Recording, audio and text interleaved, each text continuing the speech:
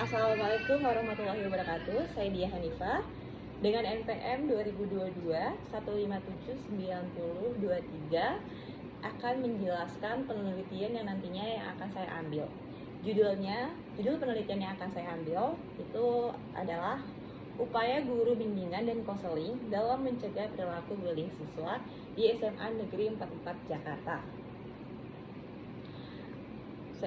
Mengapa sih penelitian tersebut harus dilakukan? Bullying itu masalah yang serius di banyak sekolah yang berdampak negatif pada kesehatan fisik dan mental siswa. Penelitian ini dapat memberikan data konkret tentang sejauh mana bullying terjadi dan bagaimana guru bimbingan dan konseling dapat berperan dalam penanggulangannya. Urgensi penelitian ini dampak jangka panjang pada korban. Siswa yang menjadi korban bullying dapat mengalami dampak jangka panjang seperti depresi, kecemasan, dan masalah sosial. Penelitian ini juga bisa membantu mengurangi dampak negatif tersebut dengan menyediakan intervensi yang tepat waktu dan efektif. Lanjut, pencegahan kekerasan di sekolah. Bullying itu salah satu bentuk kekerasan di sekolah yang harus dicegah. Guru bimbingan dan konseling memiliki peran kunci dalam pencegahan ini, dan penelitian ini dapat mengidentifikasi cara-cara untuk memperkuat peran tersebut. Lanjut, ada mendukung guru bimbingan konseling. Guru BK memerlukan dukungan sumber daya yang memadai untuk dapat menjalankan tugas mereka dengan efektif. Penelitian ini bisa mengungkapkan kebutuhan mereka dan bagaimana sekolah dapat mendukung mereka lebih baik. Yang keempat, menciptakan lingkungan belajar yang positif. Lingkungan belajar yang positif dan aman adalah kunci untuk perkembangan akademis dan sosial siswa. Dengan meneliti peran guru BK, sekolah dapat memastikan bahwa mereka mengambil langkah-langkah yang tepat untuk mendukung lingkungan semacam itu. Dan melalui penelitian ini diharapkan ditemukan berbagai strategi yang efektif yang dapat digunakan oleh guru BK dalam menangani dan mencegah perilaku bullying di SMA, sehingga dapat meningkatkan kesejahteraan dan prestasi akademik siswa secara keseluruhan. Oke. Manfaat dari penelitian ini, yang pertama adalah manfaat teoritis. Manfaat penelitian ini diharapkan dapat menjadi bahan dan referensi untuk mengetahui tentang upaya bimbingan dan konseling dalam mencegah perilaku bullying, serta sebagai bahan masukan bagi mahasiswa yang lain untuk meneliti yang terkait atau sebagai contoh untuk meneliti selanjutnya mengenai perilaku bullying. Lalu penelitian ini juga diharapkan dapat memberikan informasi dan penambah wawasan penulis mengenai upaya guru bimbingan konseling dalam mencegah perilaku bullying di SMA 44 Jakarta. Yang kedua, ada manfaat praktis. Penelitian ini diharapkan dapat menambah pengetahuan penelitian tentang penyebab dan dampak bullying serta upaya bimbingan konseling dalam mencegah bullying siswa di sekolah dan sebagai masukan bagi guru-guru dalam memperhatikan murid mengenai bullying dan upaya yang dapat dilakukan dalam mengantisipasinya. Oke.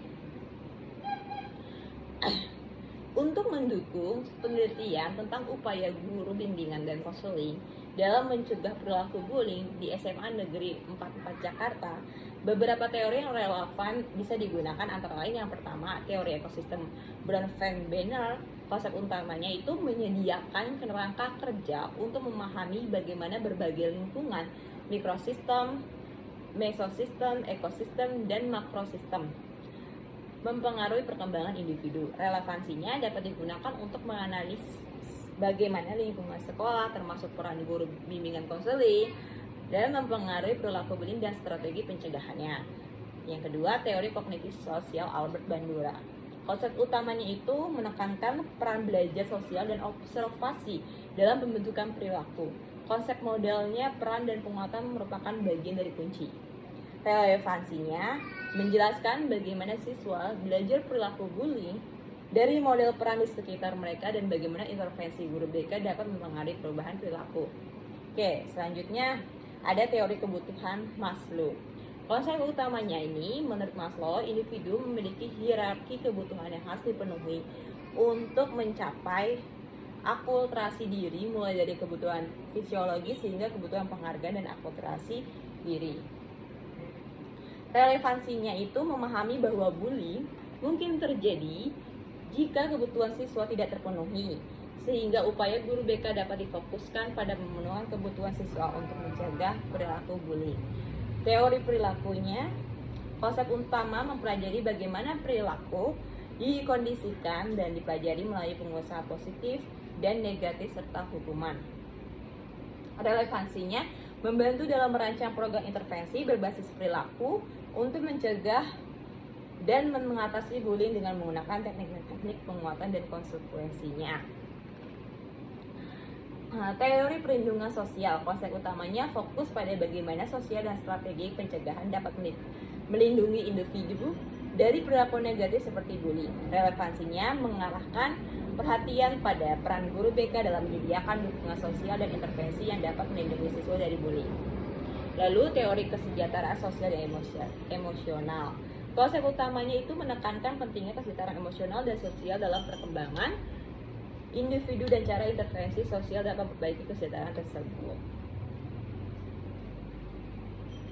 Oke, kerangka berpikir. Kerangka berpikir yang menghubungkan guru bimbingan konseling, bullying, pelaku bullying, korban bullying, dan hasil dapat dijelaskan. Yang pertama, itu guru bimbingan konseling. Guru bimbingan konseling itu berperan penting dalam mencegah dan menangani kasus bullying di sekolah. Tugas utamanya mereka adalah memberikan bimbingan dan konseling kepada siswa untuk membantu mereka mengatasi masalah pribadi, sosial, akademis, dan karir. Dalam konteks bullying, peran guru mencakup identifikasi masalah, pemberian konseling, penyuluhan dan edukasi, dan kolaborasi. Yang kedua, bullying. Bullying itu adalah perilaku agresif yang dilakukan secara berulang-ulang dan melibatkan ketidakseimbangan dan kekuatan atau kekuasaan antara pelaku dan korban. Jenis-jenis bullying itu meliputi bullying secara fisik, verbal, dan sosial, dan cyberbullying. Cyberbullying itu yang media sosial. Yang ketiga, pelaku bullying. Pelaku bullying adalah siswa yang melakukan tindakan intimidasi atau agresi terhadap siswa lain. Faktor-faktor yang mempengaruhinya itu bullying itu dapat meliputi faktor personal, masalah emosional, kurangnya dukungan, kekerasan dalam rumah tangga, atau kurangnya perhatian dari orang tua. Faktor sekolah, kurangnya pengawasan lingkungan sekolah yang tidak kondusif. Lanjut, yang keempat ada korban bullying.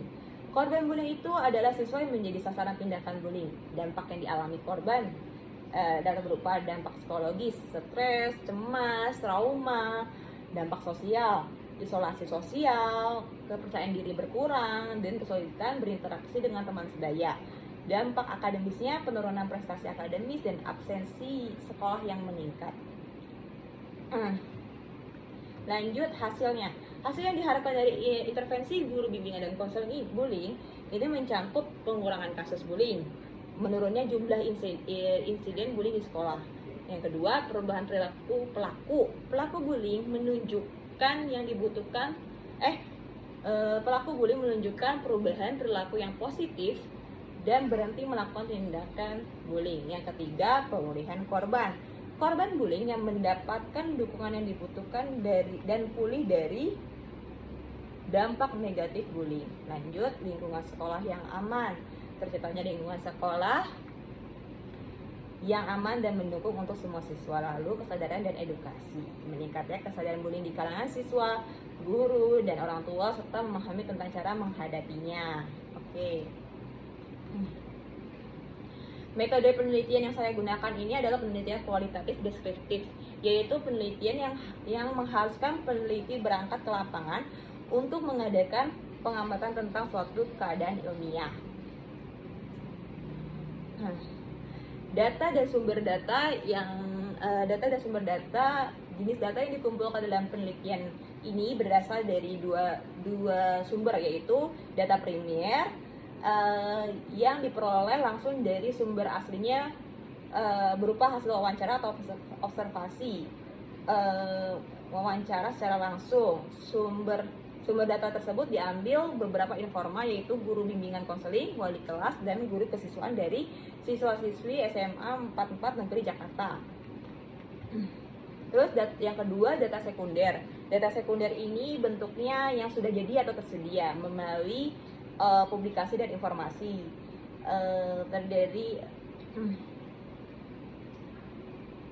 Sumber data sekunder ini adalah guru bimbingan konseling di SMA 44 Negeri Jakarta, dan penelitian ini mendapatkan data tentang siswa dari informasi guru bimbingan konseling dan guru kesiswaan berdasarkan pada daftar cek masalah yang ada pada guru BK. Kemudian setelah diketahui nama-namanya itu masuk di kriteria selanjutnya, penelitian menggunakan teknik wawancara. Oke. Yang saya sudah jelaskan tadi, teknik pengumpulan data ini dilakukan beberapa metode pengumpulan data, yaitu antara lain pertama observasi, cara menghimpun bahan-bahan keterangan yang dilakukan dalam mengadakan pengamatan dan pencatatan secara sistematis terhadap fenomena yang dijadikan objek pengamatan. Ini objeknya itu sikap dan perilaku yang ditujukan oleh siswa korban bullying di SMA 44 Jakarta. Lalu yang kedua, wawancara. Wawancara itu adalah proses memperoleh keterangan untuk tujuan penelitian dengan cara tanya jawab sambil bertatap muka antara pewawancara dengan responden dengan menggunakan alat yang dinamakan interview guide atau panduan wawancara. Dan yang ada pun yang subjek ini wawancara adalah guru BK, pelaku bullying dan korban bullying, lalu guru kesiswaan dan wali kelas di SMA 44 Negeri Jakarta, serta pihak lain yang terkait apabila dibutuhkan untuk memperoleh informasi tambahan. Oke, selanjutnya yang ketiga, dokumentasi. Dokumentasi dengan cara mengumpulkan data baik berupa tulisan, gambar, atau foto-foto buku yang relevan dengan melihat arsip atau dokumen-dokumen penting yang terkait di SMA 44 Negeri Jakarta untuk mendukung data dari hasil penelitiannya. Tujuannya adalah untuk memberikan bahwa penelitian yang dilaksanakan memang benar-benar dilakukan oleh peneliti. Oke, lanjut, analisis data. Penyebab terjadinya perilaku bullying di SMA 44 Jakarta itu biasanya itu ada keluarga, teman sebaya dan media elektronik. Dampak perilaku bullying terhadap siswa korban bullying SMA. Kasus bullying ini pasti akan berdampak pada korban. Dampak-dampak tersebut seperti siswa korban bullying bersikap antisosial terhadap lingkungan bermain, lingkungan sekolah, atau lingkungan sekitarnya. Korban menarik diri dari lingkungan sosial dan untuk berinteraksi sosial. Dampak bagi psikologis yaitu siswa yang sering mengalami korban bullying lebih sering menutup dirinya dan lingkungan sosial, serta menyendiri atau tidak percaya diri, depresi mendalam yang bermula adanya rasa trauma dialami kemudian berupa menjadi depresi. Adapun dampak dari negatif, perilaku bullying dapat mengganggu konsentrasi belajar korban dan sosialisasi korban bullying menjadi individu yang kurang percaya diri, minder, tidak bersemangat masuk sekolah, lebih suka menyendiri, menarik diri sendiri, menurunkan hasil belajar korban.